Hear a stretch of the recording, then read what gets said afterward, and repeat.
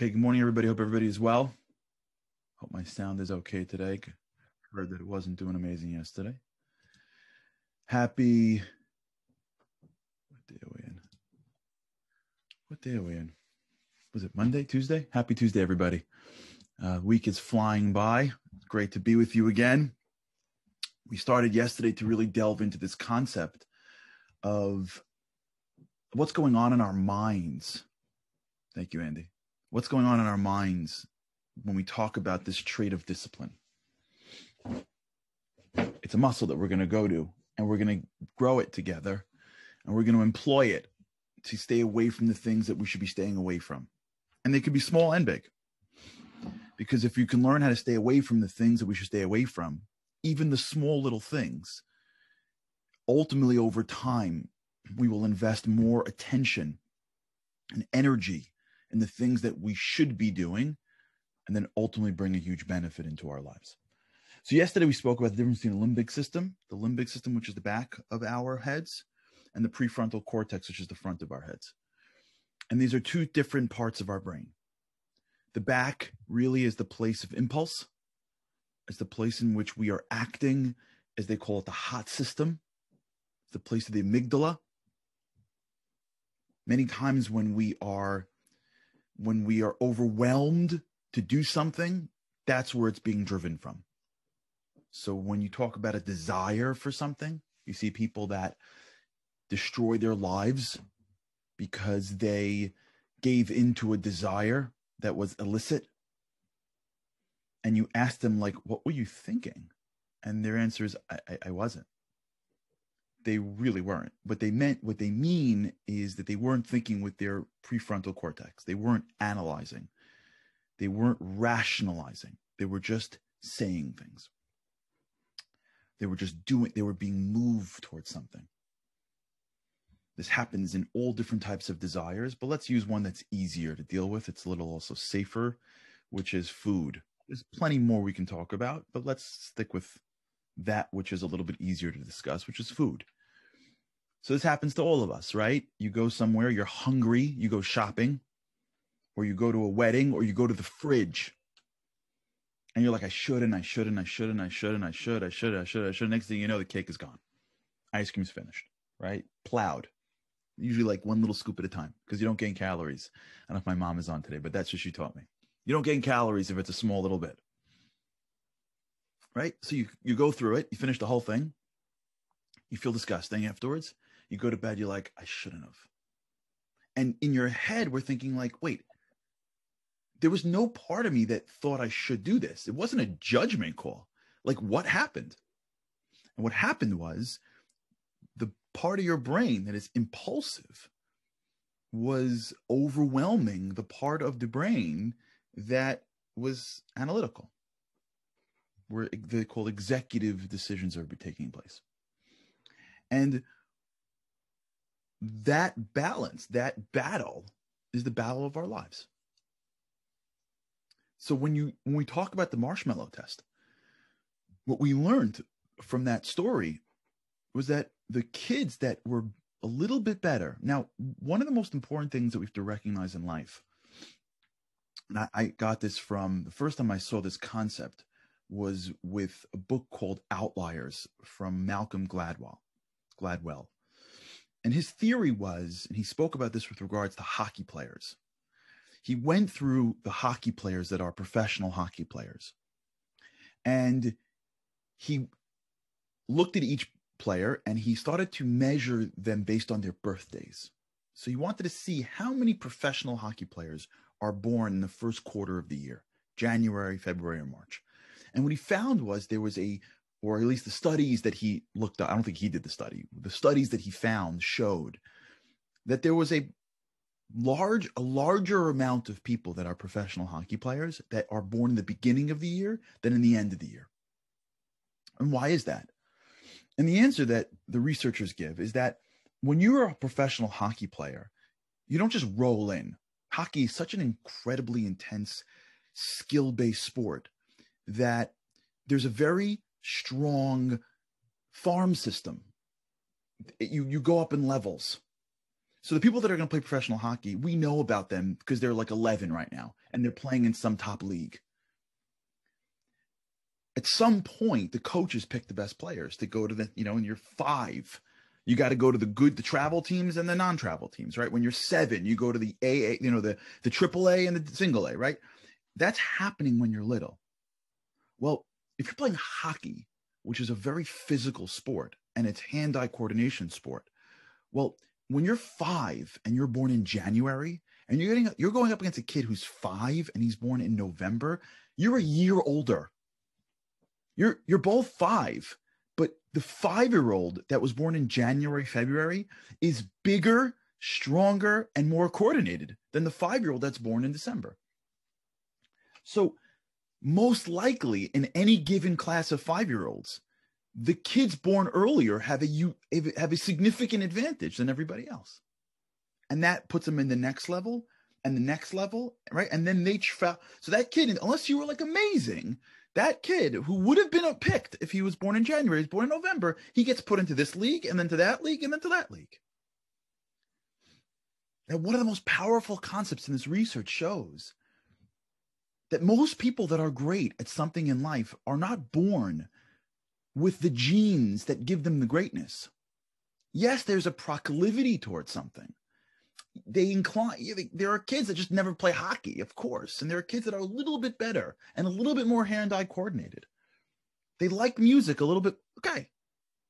But usually it's because they step out a little bit ahead of the pack when they're younger, and then they get rewarded for it, and then that behavior gets reinforced, and then over time they build the neuroplasticity so that they become an expert. And this is his theory that he takes from the psychologists about the 10,000-hour rule. And we had it here on the show from Anders Ericsson, who really discusses it, which we won't talk about that now. But Andy will remind me, we'll get that later when we talk about deliberate practice. And we spoke about deliberate practice here. But the theory, if you're following this, is that when we look around and are impressed with people that are so well developed and they have it all figured out, they don't have different genes than us. They don't. They exhibited a little bit more than maybe we did when they were little. And as a result, they got rewarded for that. And so they kept on doing that. And just like us, their brains created all these connections, but they stepped out a little bit earlier. So if you go to the Philharmonic and you see the violinist who's killing it, she wasn't born doing that whole thing. She was born and she was a little more interested, or her parents made her more interested in it. And she just stepped out of her class when she was little. And then because of it, she had all this positive reinforcement that everyone thought she was amazing, and she played for the family. And then she got put into that program. And really what she's doing is she's just building the neuroplasticity. She's just given the positive reinforcement to do that. She was given the opportunity to do that. Now, this is so critical because if you really go down to the beginnings of things, most people that are now world experts were just like the people next to them. Now, let's just accept out like crazy geniuses. There are people like that. But remember, greatness in life isn't based on a few categories. It's based on how we live our lives, right? So, yeah, there's some people that are just born like crazy math heads. Okay. So for them, greatness may be math, but when it comes to character traits, we're all together. How it manifests is a different story. And what's so powerful about this marshmallow test is that what it shows us is those kids that just had a little bit more of a propensity towards regulating and controlling the limbic system, the hot part of the brain, the impulsive part, just a little bit more control over the impulses, just that little bit more, just to hold out a few minutes for a free marshmallow to get another one. That one trait of holding back from what I want, of allowing the impulse to take place and not reacting to it, that one bit of control, they got rewarded at that moment. Like, think about it. Let's just play this out, right? That kid who just is a little bit better than his sister or brother. Let's take two sisters. One sister's better than the other sister, let's say, okay? So she's a little bit better at holding back. Well, first of all, she gets rewarded with the marshmallow. right? But I'm sure she gets rewarded a lot. I'm sure when she does her homework and holds back from being distracted. I'm sure when she does better in school and holds back from playing with her friends, right? I'm sure that she's constantly getting rewarded for the things she's doing, but really what she's getting rewarded for is the discipline. And so she gets the opportunity to build discipline in her mind. Whereas that person who wasn't getting rewarded for that, it's just the discipline that has to be fixed, but she doesn't have that same positive rewards and feedback. And why this is so critical is because it doesn't matter where we are today in the world of discipline. It can be taught. It could be learned. It could be strengthened like any muscle can. And once we understand how it works, once we understand it and we pull ourselves away from it, right? This is the key piece. When we want to eat that cake, or say that, well, let's make it a little more complex. When we want to say that thing, ever have that ever happen to you? You know, the friend of yours that you had that has no filter. You know that friend, no filter. They just say whatever they want, right? So the impulse to say something and the ability to say it is like there's no. So every time you want to say that thing, and you're right and you should, you hold it back. Every time you want to do that thing, or you want to stop doing that thing, you ever like work at something or read something or are engaged in depth? This happens especially for people that are younger and have to do things like schoolwork. And all of a sudden, like the distraction comes in. That ever happen? And you know you got to do something today. And as you start doing it, like you're distracted and like you're lost because now you're in the world of distractions. And like you're following Google to like a rabbit hole, or like you're just checking something on the news, and the next thing you know, it's an hour later and you're like reading articles about the two incredible sides of the political sphere just killing each other. And now you're like lost in a debate that you have nothing to do about. You know what I'm talking about? Checking corona stats, trying to predict when this thing is going to be over. What is that? You know what that is? That's the impulse. Take a break. What is that thing? What are they talking about? You need another cup of coffee. You got to walk around. You've been working for more than 4 minutes. That impulse, when we think that's us, it gets confusing, right? We think the impulse saying eat the chocolate is me, my soul, saying eat the chocolate. It's not. It's our brain. Now, our brain, I mean, this is like, right? At this point together on the boost, we know this. Our brain isn't us. Our brain is a computer. There's a lot of stuff in that brain that we don't even want in there. It got in there, but we didn't want it in there. And one of the things that we have put in our brains and we've conditioned it is this inability to have a filter, right? You picture as if like we haven't yet laid enough pipes between the nuclear reactor, right, and the house. What we really need to do is go back and lay more pipes. So this way the energy can come in a much more specific way. So that's how I picture the back of my head, the hot system, the limbic system. It's supposed to be impulsive. It's normal if you feel impulsive. If you feel like you don't want to eat, if you don't want to eat the food in front of you that tastes good, great. I mean, they're amazing. But like most people do, especially if you lie yourself a little bit. Most people want to say things that they want to say. Most people want to engage in desires. You still have a body. You still have bodily desires. You still have things that you want to engage in. You still have all that laziness. Now, see how laziness plays out in the yes of zeal, but now the same laziness is playing out also in the no of discipline. Because laziness also manifests as get distracted. Don't focus. Don't fight against this desire that's coming at you.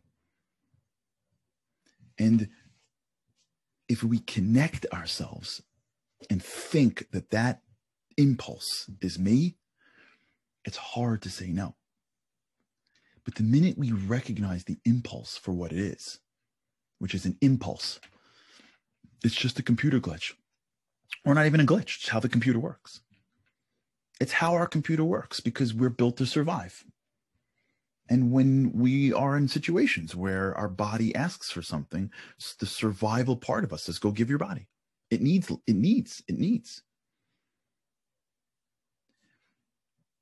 The game that we're trying to do is not stop being us. It's not feeling bad about our impulses. It's not feeling bad about our desires. In fact, the Talmud teaches us that the greater a person is, the greater their desires are.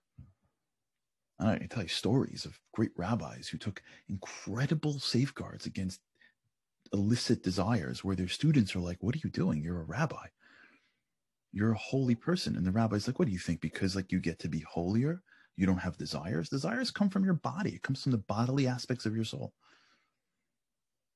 We just work more on ourselves. We have more piping, if you will. There are more safety valves that go from the back of our heads to our hands.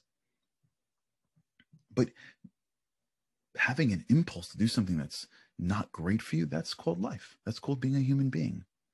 This is where a lot of us get tripped up, because we judge ourselves based on that impulse. If I'm thinking this, then what kind of person am I?